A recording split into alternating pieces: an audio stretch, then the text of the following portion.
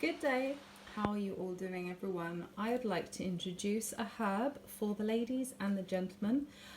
This herb is called Weeping Bottlebrush. It looks like a bottle brush when the flowers bloom. That's why it's called bottlebrush. And also, you know, looks a bit like a toilet cleaner brush as well. It is very beneficial as it contains high amounts of vitamin C. It is well known in folk medicine.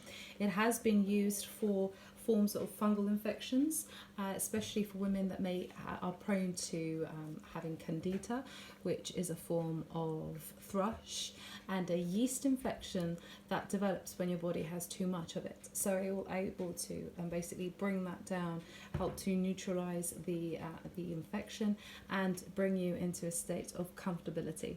So I am going to prepare myself a tea. I have my leaves. What I've done is I would say I've picked about 30 odd leaves, and they're long and they smell gorgeous. If you just bend it like that and smell, it almost smells like eucalyptus as well. They look like olive leaves. And I'm going to give them a cut now and into my little teapot.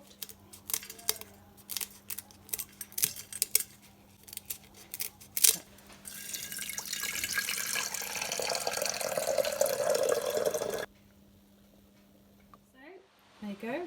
I filled up my water. I'd say it's about 800 millilitres worth. Pretty much for 2 servings would be a good amount, because then you can have some for later. It will last you for a longer period of time. And now to turn on the heat. I would put this on the heat on a very low temperature.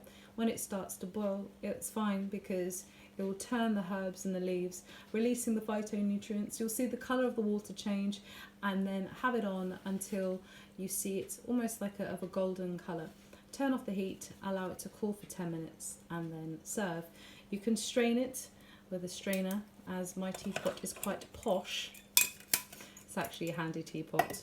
I use this to pour the herbs into. You can collect the herbs, chuck into your compost heap, so you're constantly recycling as well, helping the earth as she helps you. This is what she looks like. Originally from Australia, so she grows in hot countries. She's constantly evergreen. The flowers bloom once a year, they go away, and then they come back. So you can pick the flowers as well and keep them, which I have. I've dried them. I've now run out. But the compounds, the active compounds, are in the leaves as well as the flower. And do let me know if you have had such infections and how you get on with your tea, and if it has helped you. If the knowledge that I'm sharing is beneficial, lovely to hear from you. And as a community, I send you all my love, from one heart to many hearts, from many hearts to one heart.